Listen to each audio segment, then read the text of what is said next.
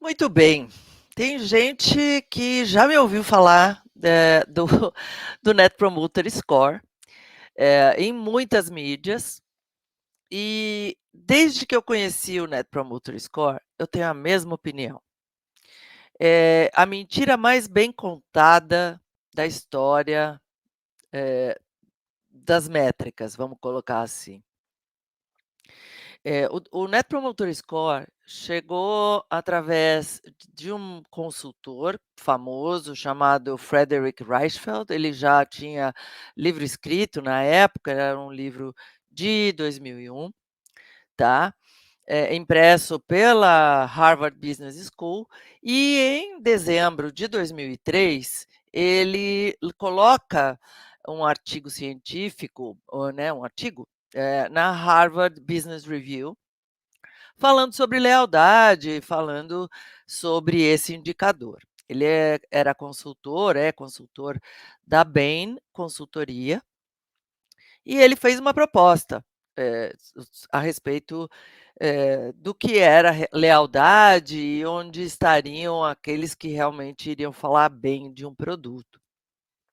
E ele resumiu isso de uma maneira muito simples de entender, né, muito numérica, fácil, é um número fácil, de colocar no ar, obter e levar para uma reunião de diretoria. Então, criar essa chamada, vou colocar aqui como língua franca, né, entre pessoas que estão numa reunião, é super positivo.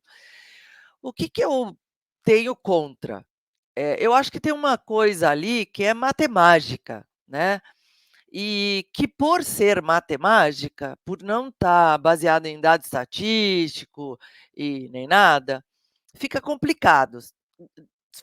Por ser número, parece científico, mas matematicamente é complicado. E eu não estou falando isso porque eu sou expert em, eh, estatística ou coisa que o valha. Eu li artigos científicos que saíram logo depois que essa proposta apareceu no mercado,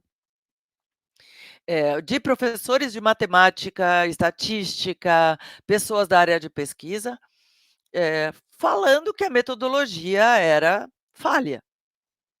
Por muitas razões, entre elas a mais, eu acho que é a mais, contundente para mim, é o fato de que a gente tem melhorias que, quando não atingem o ponto 9 ou 10, elas não aparecem. Então, se elas melhorarem um pouco e, a pessoa ainda não tiver sensibilidade para colocar acima de 8, né, na no na escala, do NPS, fica complicado.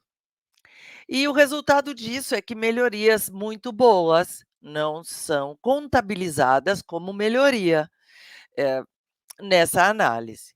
A outra coisa é que tem uma pergunta no futuro do pretérito, né. Você indicaria, você faria, você blá blá ia, né. E, sinceramente, é um exercício de imaginação. Então eu não sei se eu faria, mas para me livrar da tua pergunta, eu respondo qualquer coisa. Ou, pior, não respondo, porque a pergunta não é obrigatória. E aí você não sabe o que aconteceu. Outra coisa é que a pergunta, né, o NPS, normalmente ele chega depois de um processo, né, em muitos lugares ele chega só no final do processo.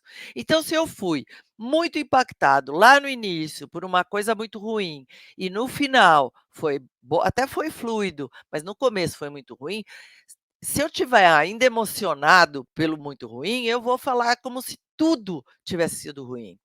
Se eu fizer, algo excelente no final, mas teve algo muito ruim ou ruinzinho lá no meio, vai passar batido a coisinha ruim lá no meio. Pessoas que só trabalham com NPS vão dizer aqui: "Ah, mas acontece que a gente divide por etapa". Só que se você fizer por etapa o tempo inteiro, você vai ter uma pessoa de saco aí emeritamente cheio de responder o teu NPS sobre tudo. Então, hoje, quando eu faço viagens de avião, e eu faço algumas, vem o NPS perguntando de todo o processo. Cara, eu vou escrever sempre a mesma coisa, porque eu não quero pensar sobre isso, porque eu já vivi isso, está no passado, não sei se foi bom ou ruim, e eu não quero responder a tua pesquisa. Simples assim. Eu não ganho nada com isso, a menos que seja para reclamar. E se for para reclamar muito mesmo, de verdade, eu não vou responder, porque eu não vou mais fazer negócio com você. Sinto muito, entendeu? Então o NPS para mim não funciona.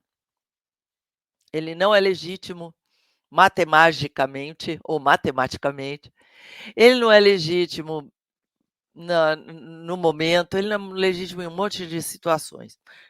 Gostou da minha resposta, não gostou da minha resposta, acha que eu sou louca, legal. Eu sei que tem muita gente que já fala sobre isso na área de pesquisa, sei que tem muita gente que é obrigada a fazer NPS, porque o pessoal de negócios ainda gosta de ouvir isso. Se você tem que apresentar NPS, faça o NPS solicitado, apresente em reunião. Mas se você tem que melhorar um produto, não use essa pesquisa para orientar o seu trabalho, use outra, porque esta não presta. Fica aqui a minha opinião. Beijo a todos.